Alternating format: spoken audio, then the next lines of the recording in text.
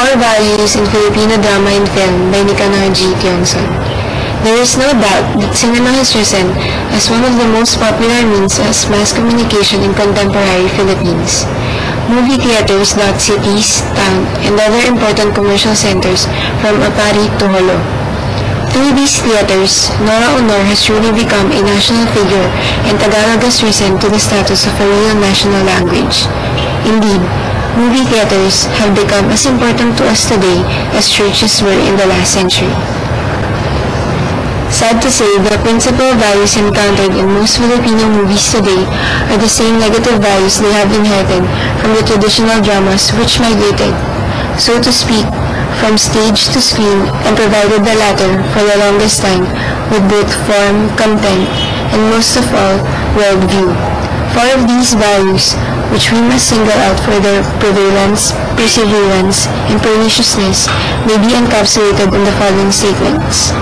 Maganda ang maputi, white is beautiful, masaya ang may palabas, shows are the best, mabuti ang inaapi, hurrah for the underdog, and maganda pa ang daigdig, all is right with the world. Maganda ang maputi. Our colonial aesthetics today may be partly rooted to various dramatic forms, which popularized and perpetuated the value of white is beautiful. To be a prince or princess, one had to look the part.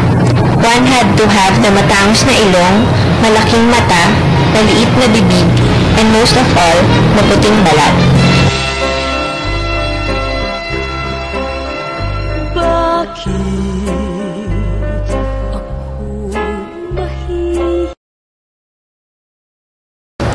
Masaya ang may palabas.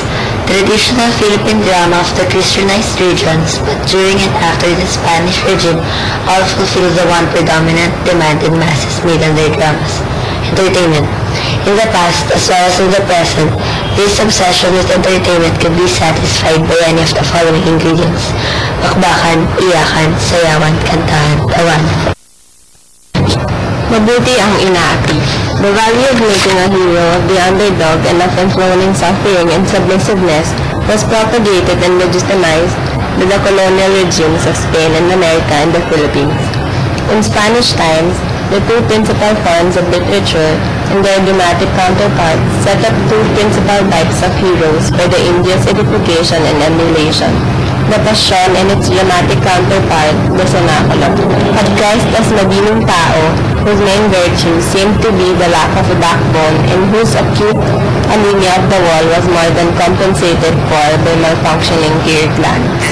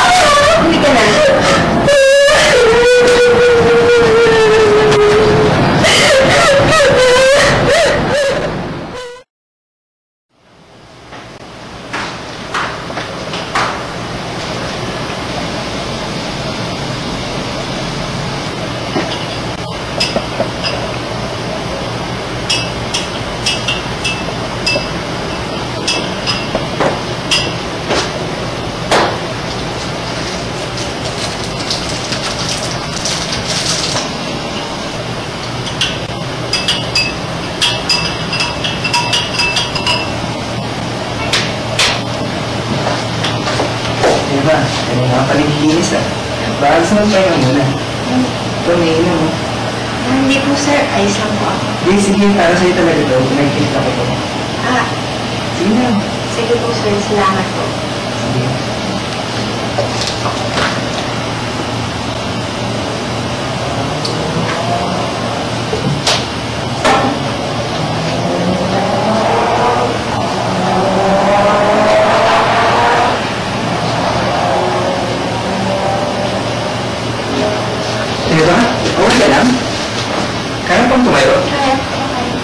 Sige, alayin na lang kita.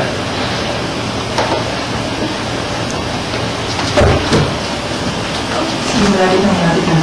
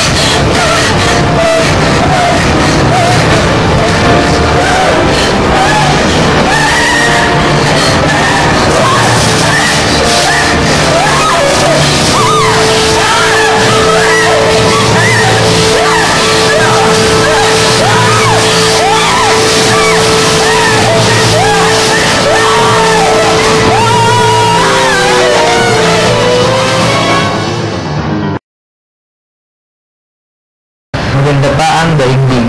The last value which stipulates that all is right with the world is not a value in itself, but a worldview that arises as a consequence of the second and third these values. Like all the other these values, this terminal worldview was molded by our colonial experience. Such false hope is nothing short of subversive of the interest of the very masses who patronize this scheme of entertainment. In a weekly ritual, maids and lavanderas and farmers, wives who slept to eke out of living, pay hard-earned money to cry over the persecution of their heroes and heroines, only to be told in the end that life is not so bad after all, and they should continue their sufferings in a system that is basically oppressive, in the hope of a douche ex machina that will obliterate all the suffering and lead them to a land flowing with milk and honey. Buti mo dito ka! Tumigil ka sa akin! Eda! Palilain mo na ako! Magsimula tayo ulit! Nanabig na ako sa'yo! Eda! Hayop ka! Kapal ng mukha mo! Natuloy sa'yo magbulong dyan sa kulungan! Pinagtitirihan kita! Eva! Please, patawanan mo na ako! Para sa malaga naman natin!